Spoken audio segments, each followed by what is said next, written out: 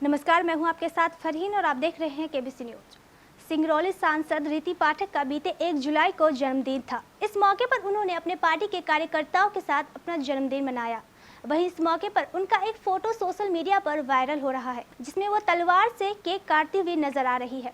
Social media पर इस तस्वीर को लेकर लोग कई सवाल कर रहे हैं। तस्वीर में सांसद रीति पाठक के अलावा भाजपा जिला अध्यक्ष और 2 विधायक एवं भाजपा युवा मोर्चा सहित भाजपा के कई पदाधिकारी भी मौजूद थे। पूरा मामला क्या है, आइए देखते हैं इस रिपोर्ट में। राजनीति ये एक ऐसी दुनिया है जहां जन्मदिन की बधाई नहीं दी जाती, बल्कि उस पर तंज कसा जाता है।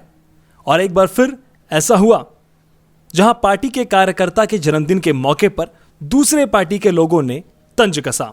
गौरतलब है कि सीधी सिंगरौली संसदीय क्षेत्र भारतीय जनता पार्टी की सांसद रीति पाठक का बीते 1 जुलाई को जन्म दिवस था।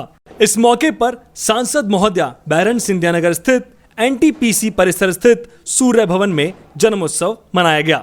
जन्म दिवस के खास मौके पर सिंगरौली विधायक रामलालू वैश्य, देवसर विधायक सुभाष रामचरित्र वर्मा, भाजपा जिला अध्यक्ष सिंगरौली वीरेंद्र गोयल, युवा मोर्चा के जिला अध्यक्ष विनोद चौबे, निवर्तमान नगर निगम अध्यक्ष चंद्र प्रताप विश्वकर्मा सहित भाजपा कार्यकर्ता युवा मोर्चा उपस्थिति में केक तलवार से काटा गया।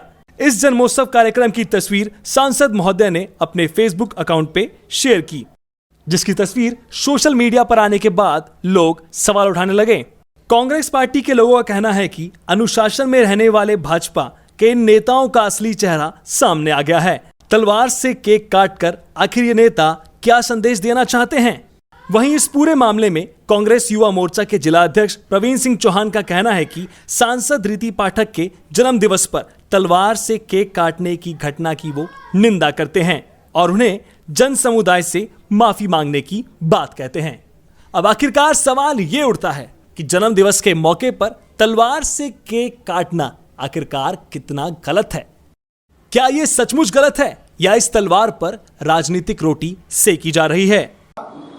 मैसेज गया है, जिस तरह से उनको विकास की ओर ध्यान देना चाहिए। आज सिंगरौली सीधी की रोड वर्षों से क्षतिग्रस्त है, बार बार उस रोड के नाम पर करोड़ों रुपए के घोटाले हो रहे हैं। वो उन विकास की ओर ध्यान न दे करके और उनके द्वारा इस तरह से लड़प्पन करना ये अत्यंत निंदनीय है।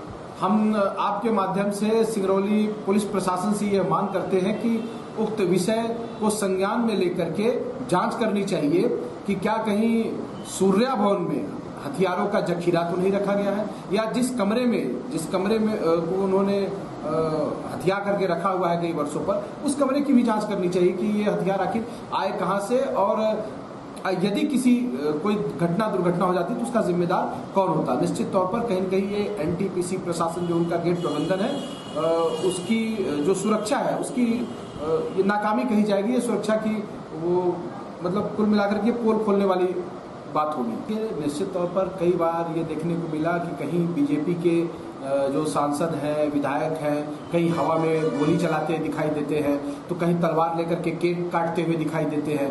तो इनकी मानसिकता और सोच ये दर्शाती है कि किस तरह से इनकी मानसिकता है क्या। कहीं न कहीं ये गोडसे विचारधारा ये स्पष्ट झलकती है इनके इस तरह के कृत्यों से। सबसे बड़ा प्रश्न जो उठता है, जो तस्वीर हम सबके सामने आई है वो एनटीपीसी सूर्या भवन की तस्वीर है, एनटीपीसी के गेस्ट हाउस की तस्वीर है। एनटीपीसी सबसे सुरक्षित क्षेत्र माना जाता है। सबसे बड़ा जो ये प्रश्न उठता है कि आखिर वो धारदार हथियार, वो तलवार एनटीपीसी के गेस्ट हाउस सूर्या भवन में पहुंचा कैसे? क्या सांसद महोदय स्वयं तलवार रखती हैं, या उस तस्वीर में विधायक सिंगरौली रामलालू वैश्य, विधायक देवसर सुभाष रामचरित्र जी दिखाई दे रहे हैं, भारतीय जनता पार्टी के जिला अध्यक्ष दिखाई दे रहे हैं। इन तीनों चारों में से आखिर वो तलवार, धारदार हथियार तलवार लेकर के एनटीपीसी कैंपस के अंदर घुसा कौन? सबसे बड़ा प्रश्न ये है। यदि कोई आम व्यक्ति उस तलवार के साथ उस कैंपस में घुसता तो उसके ऊपर मुकदमा कायम कर दिया जाता। और तमाम ऐसे प्रकरण देखने को सामने मिले हैं कि जो तलवार लहराते हुए दिखे हैं उनके ऊपर आर्म्स एक्ट के तहत मुकदमे दर्ज किए गए हैं। तो निश्चित तौर पर ये निंदनीय है और कहीं न कहीं ये उनकी बचकानी हरकत मानी जाएगी कि आजकल के जैसे टीनेजर्स 3-4 ठो केक रख करके और वो किसी धारदार हथियार से केक काटते हैं, ये बचकानी हरकत है। एक सांसद होकर के, एक जिम्मेदार पद पर होकर के इस तरह से हरकत करना निश्चित तौर पर एक जनता के बीच में बहुत ही बचकाना मैसेज गया है।